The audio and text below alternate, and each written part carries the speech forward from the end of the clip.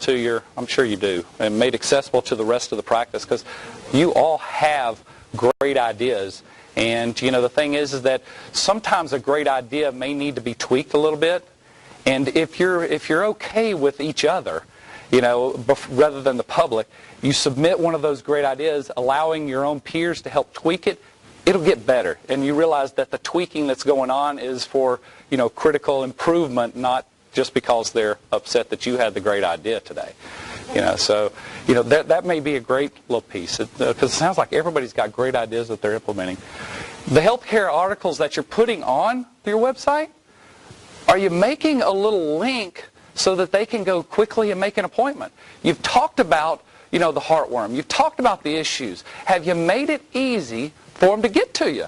Or now do they have to back out of the whole article, back out to get to another place in order to do that? Because, it's easy. You just put the little hyperlink right in there, and it clicks right over to them, to your appointment piece. Or is your address, your website address, your own physical location address, is it on all marketing pieces? Are you making sure that everybody has a very easy way of getting to you? And realize not everybody likes to talk on the phone, right? So you need to give other options there.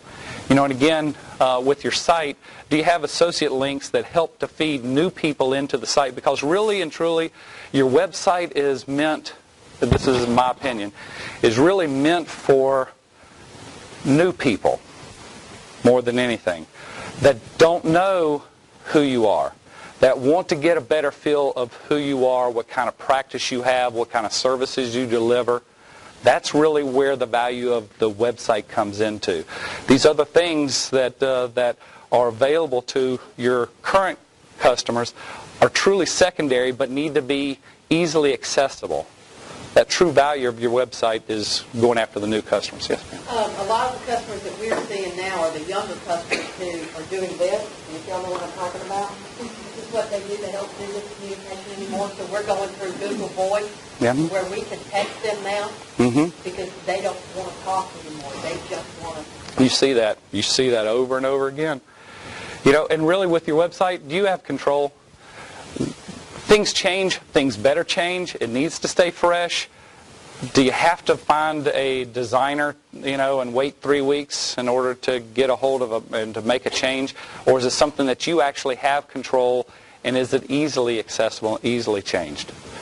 These are some of the things that that really need to be considered. And then I wanted to also point out, and again, I've only been associated with this group for, a year.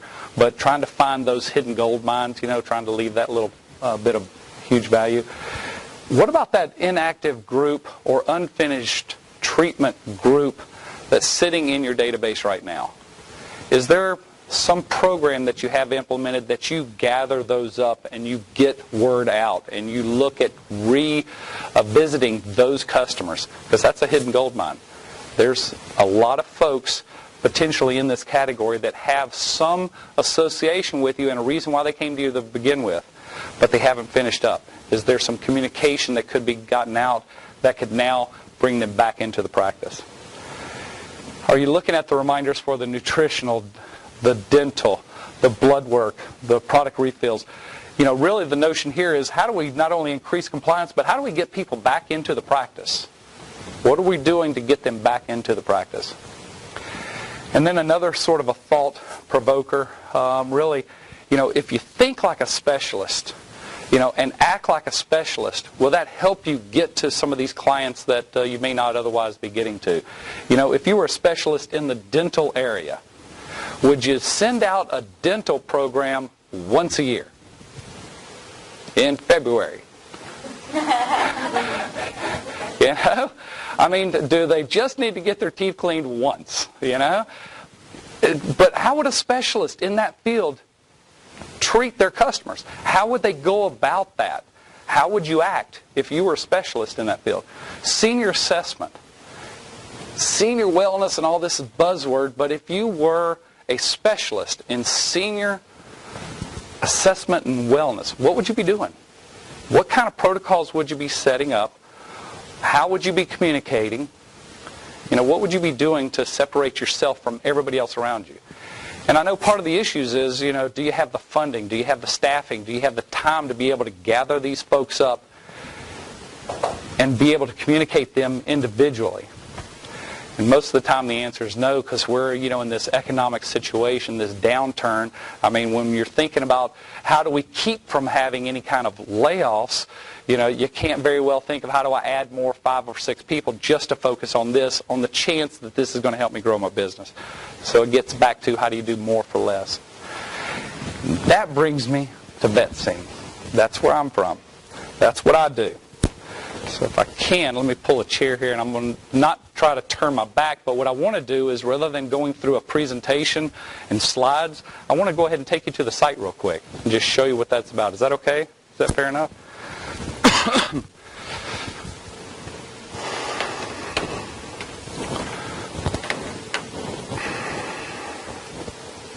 Let me do it this way. And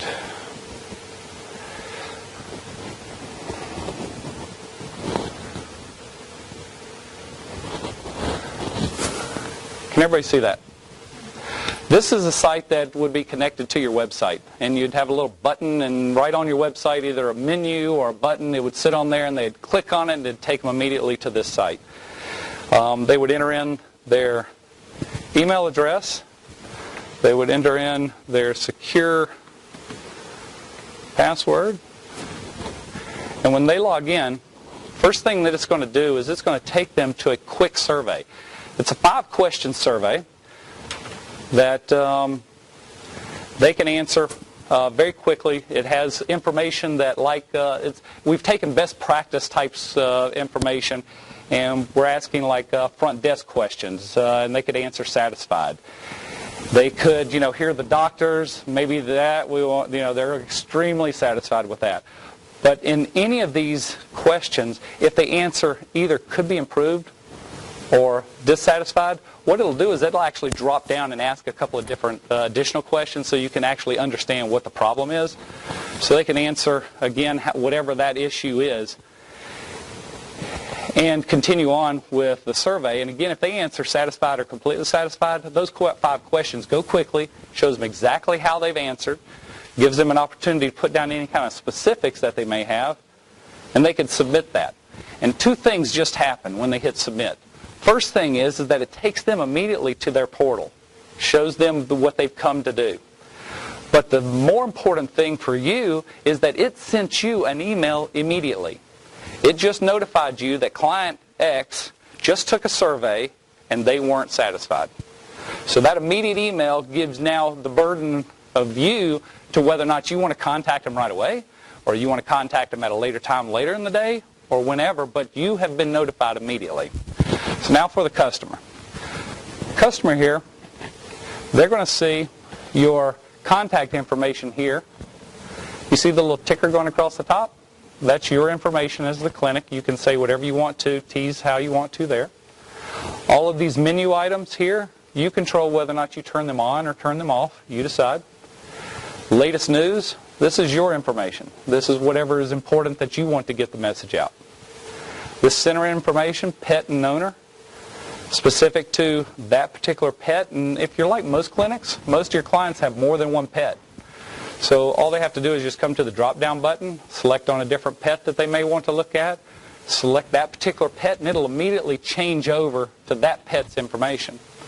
Now again, if you're like most clinics, you may or may not be taking pictures. And probably if you do take pictures, you don't have the best picture of Duke in there trying to get off the exam table just after a procedure. It's not necessarily the best. So what we've done is we've given the customers an opportunity to actually put their favorite picture of Duke on here. All they have to do is click Browse. It'll take them into their picture file, and they just hit Change Picture, and now that picture, that favorite picture of Duke now is in the portal. Something else, too, is that particular picture just got emailed to your clinic so that if you want to, if you choose to, you can import that picture, now their favorite picture of Duke. Some of you, the practice management systems that you have will throw that picture on the invoices. You want to make sure and have that connection. Some do it different ways, but it's an option for you. Here on the left-hand side, the menu selection, I can select on medical summary, medication summary, and I can see by pet, by date, by prescribed medication, what's been given. I can easily click Request Refill, and it will send an email to you that says, me, Charlie in this case, wants to get the prescription for Tubby refilled. Again, allowing you to have that call, that email, whatever, that says, you know what, we need to see Tubby in, make sure Tubby's doing okay, and we'll get that taken care of. Or, yeah, the prescription will be at the front desk, come by anytime. Or, we're going to mail that off to you, not a problem. But again, it's up to you. Gives you choices and options, but gives them a convenient way to stay connected with you. Invoices. We've got two different sides, two different camps that are here about the invoices. I'm showing you this because we all are offering it. One camp says that, you know what, I want to have my clients have access to their invoices. They get it anyway. And I'd rather them have access to it online rather than calling me up, having me fax over those invoices. We've got another camp that says, you know what, I'd rather not show this. I'd rather customers not actually see how much money they're spending on their pets, quite frankly. So, but it's, again, each of these different menu items, you control whether or not it's turned on or off. I'll show you that in a minute. Reminders, critical. You know, here we allow the customers to see this summarized by overdue, upcoming 6 months, upcoming year, all available. And when you look at these, you'll see by pet, by due date, when the service, what service it describes, and how many days overdue it is. Okay? Request appointment, back to that 24/7 access. You know, it's after hours. I just got a conversation from the wife as to why I didn't make the appointment for my dog at lunchtime like I was supposed to, like she'd asked. I'm like, oh my God. So I can go in, even online, and make that appointment. I can select the pet here with the drop down. I can select the day that I'd like to request that appointment, the time of day I'd like to come in, the reason for my visit, and give any kind of explanation or specifics and beg you in these areas here. And I can send this off, and it'll send an email to you to let you know that I'm interested in getting in. Now let me ask you something. If you've got one of these emails, is that money waiting on you? This is probably somebody you need to have some focus on. They're wanting to get in the practice. How do I get them in? Contact us, pretty straightforward, where they're able to send you information, request information from you just directly.